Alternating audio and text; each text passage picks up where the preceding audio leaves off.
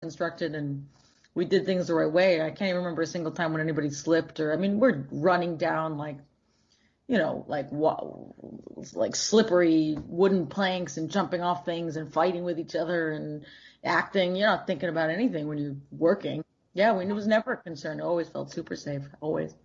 The lack of night shoots probably helped too, because you're in a different planet. I've done some night shoots before for like a couple months, and you're a different human during that time. So yeah, we had a few accidents on a production I was working on because I think everyone just gets so tired. So just being out there during the day probably helps a little bit as far as like cognitive functioning. Yeah, that's a good point. Yeah. I think that's true. It's much harder. A long shoot at night is much harder. Yeah. You're a different human. You just drink a lot of coffee. Yeah, and then you start wearing cargo shorts for some reason. I don't know why, but like you're just out there at night. No. Cargo shorts. You wear cargo shorts during the day too, huh, John? Yeah. That's like quintessential crew uniform. Cargo shorts. Shorts like fishing. I don't know, these like zip up fishing shorts. I don't know what they're called, but yeah. You got to have pockets. Yeah. I love working with this. On a film set. No. Well, I say if you look like if you're a crew member and you're really dressed up, you're kind of a rookie. But if you show up with just looking tired and with like a shirt from like Dick Tracy 1990 that you're wearing that you got from working on it, then you're like a real pro. I know a couple of people I've worked with that would get kind of dressed up like throughout, and it's just like, you man. Oh, can I say that? It's fine. We'll edit. It's fine. It's like, do you have time to really? Like, I mean, everybody's getting 3 hours of sleep. Like, just no one cares what you're. It's obnoxious. Yeah. That makes me happy you say that, because that was my theory for years. Like, why are they wearing slacks? Like, this is not the time for that. It's just God bless. Do what you want. But, This is random, but I worked on a movie called Jane Mansfield's Car in 2011. It was directed by Billy Bob Thornton. Yeah, I was just getting started in the industry, and so I was working as like a PA, and I was getting a bunch of extra work, and they called me up because I was like, in Georgia in 2011, there weren't too many extras yet. Like, they were kind of squirrely. So if you're somewhat normal, they would put you on a lot of stuff. So they brought me in as a stand-in for that Jane Mansfield's Car. We're talking Robert Duvall, John Hurt, Kevin Bacon, Billy Bob. And that's, I used to wear, that's the hat I still wear all the time that I got from that production, like the rap gift, because that was the best set I think I've ever worked on with Billy true? Bob. Yeah, I was on like, you would be very happy. Yeah. He would always be like, hey, Mark, hit your mark. Hey, but no, like I remember one day, like, how sets get, it was super intense, right? And he just got everyone together. He's like, listen, I'm writing, producing, directing, starring in this thing. Like, let's have fun. Like, let's just do it. Like, let's enjoy ourselves. Did you have fun working on it? Oh, I loved it. Yeah. And then it was such a small crew. They put me to work like on other elements. I just helped out where I could. And I remember one time there's another stand-in having a bad day, and Billy Bob just sat down with him for like 20 minutes and just talked to him about like how things get better. I was like, John, this dude's awesome. So when I saw that you were in Goliath, I'm like, I got to bring that up because that dude is so cool. He really is. Yeah, he's a wonderful person, and just like I feel like it's been such a huge like privilege to just be able to act with him the last couple of years. I've never had more fun working with anyone in my life. He's great, and he's so funny, and he has so many stories, and is like he's a fascinating guy, and so not full of shit, and so easy to talk to. There's some actors that are really accomplished and famous and great writers or directors, and they carry with them all of their experience and their fame, and it's not even their fault. It's your fault. It's your own fault if you feel intimidated by them, right? And you treat them like they're different or weird, and they carry that aura around them. And others, some people like Billy, who have earned all that, don't make you feel that way. Make you feel like the most important person in the room. And not on purpose. He's just like that. And he's like that with everyone, truly. It doesn't really matter who you are. So I got in my Jane Mansfield's Car plug because people got to watch that movie. It's good. Yeah. I know a lot of my friend Marshall Ullman played I guess, was it his son or his grandson Or the young kid in it, the one who ends up going on that crazy acid trip in the movie. That's my friend Marshall, who incidentally ended up acting in that. And then I met Billy like a couple years later on Goliath, and so there's the Jane Mansfield connection. Nice. But you're right though. Like John's been like super chill to talk to, but on set sometimes when like you're just not used to people being that nice to you. So when they're nice to you, you're kind of thrown off a little bit by it. You're kind of like, wait a second, I'm not used to this. So then you kind of wreck it because you're like, wait, I'm not used to these people being so chill. I know it's. I mean, I've been lucky. I except for John Pogue, who Yeah. But last time he was on, John described himself as being a mostly relaxed, benevolent dictator. Would you agree with that? Really? Is that what you said? Did I say that? Yes, you did. Sounds like a Peter Sellers movie. Does he play multiple roles? Sorry. Yeah. No comment. I have no comment. Wise choice. You were able to fit this in, in between seasons? So how long was this shoot? Like a month, 2 months? Deep Blue Sea 3? How long was it? It was 24 days. Whoa. You packed in a lot in 24 days. Well, yes, we did. 6-day weeks. Wow. 4 6-day weeks. And, it was pretty busy. And since it was winter, were the days shorter? Because of where Cape Town is, it wasn't. No, I don't think it. Okay. I don't think it affected us because it's reversed. I need about an hour to figure this one out. That's a weird question right there, but yeah, I didn't know if it was like during daylight, less daylight during those times. So I'm like, geez, you packed in a lot. There was still a lot of daylight, as I recall. Tanya, you can answer this question, right? It's a weird one. I can't even remember. Yeah, I don't understand how time zone work here. Period. I think the sun operates differently on that side of the world. It wasn't, it wasn't super warm. It could have been warmer out, but there was plenty of sunshine. Yeah. Remember in the beginning, I remember there was some discussion like initially we were going to maybe shoot all of the underwater action stuff in the beginning versus kind of the end, or condensing it and then switching to everything above water. I remember there was like some discussions.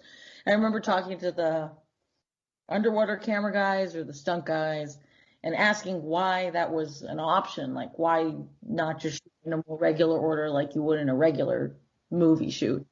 And they said, well, because, the actors typically for a lot of underwater stuff get very tired towards the end of the shoot. So it's better to do it in the beginning when you're not super tired. And I thought, tired? Like, we're doing this for a month. Like, how could you be tired by the end of the shoot? All of us, like, I remember looking at, like, the guys, even the really buff, like, super well-built, like, action star guys like Brad, they were pretty, like, we were pretty tired by the end. The last couple of days, like, yeah, it was a physical challenge for sure. Well, and the water, the water temperature is a huge factor, and we were in different water environments, but the tank water could be quite cold, and I distinctly remember, Tanya, there were a couple of days. I mean, when you see Emma Collins' character swimming into the trash compactor from the other side of the set, that's Tanya swimming. Like, she's like, I'm going to swim into that thing. And I think that day the water was the worst day. Right? That was the one day I think I mean, look, this is all, we're not exaggerating, but I mean, everything's safe and fine, and we're just nitpicking. But like, I probably out of all the days, that was the most cold. Yeah, well, because I'm wearing this tiny little, tight, no legs, no arms, little wetsuit, and these guys are like complaining about being cold. They're wearing like full length, full sleeve, thicker neoprene things. I mean, nothing. God, sissies. Yeah, I second. Hey, that's why they said you were a good number one, though. I saw that EW thing. They said you were a good number one, and they had to keep up with you on there. Well, someone's got to put that little white number on. You insisted on that, by the way. we wanted a very baggy, but Tanya's like, look, I wanted to wear less. Yeah. So. There's a nude version, but I don't know if we'll ever release it. The Pogue cut? The movie was exactly the same, except everyone when they're underwater is naked. The sharks are naked, at least. And the sharks are wearing clothes just to kind of balance it out. Everything's opposite. Jeez Louise. It gets me that Bella was killed, like, from the second one, was just kind of like the ultimate shark, and then it just gets killed in fishing lines. That's a neat thing to add in there, right? They caught in some fishing lines, correct? Yeah, well, yes. The conceit was that we wanted to kind of move on from Bella, but keep the genetic link between the sharks from the one movie to the next. And so, the idea is that they were hunting for Bella, but the beautiful convenience helped us out in that Bella got so stuck in so many nets that the nets did the bad guy's job for them. So wow. I think at the beginning of a movie like this, you can buy a little bit of convenience, and so that's how Bella ended up that way. And we were very fortunate in that the Bella dummy survived the second production, and so we used the Bella dummy from number 2 for number 3 on the deck there, and it was quite an expensive dummy, I'm told. So we knew we kind of had to use it. So that the Bella that you see is the number 2 dummy from Deep Blue Sea 2, covered with nets and scars and blood. So we appreciate her hard work. That was a huge puppet. That was the huge one. Yeah. I just feel bad though. That's a neat statement. I mean, I love how you immediately get into the film with the climate change, but then also the like main heavy from the second film just got taken out by fishing nets. Like that's sad. That's a neat. I don't know. I like that a lot. Like I don't know. I felt bad for the shark. And then when the great whites are eaten in this, whew, it's a brutal scene.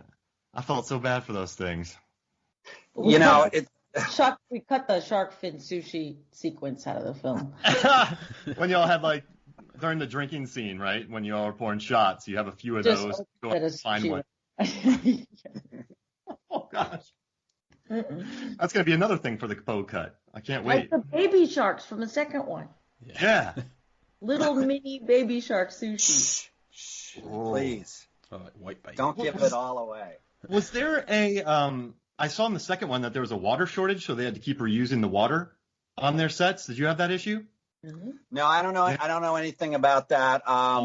Water in like for their tanks. Yeah, they said that they had to keep reusing water for their tanks. Okay, so the water for the tanks was part of a there's an estuary that is next to the studios, which I believe is sort of the tanks are kind of catch basins for extra water from the estuaries.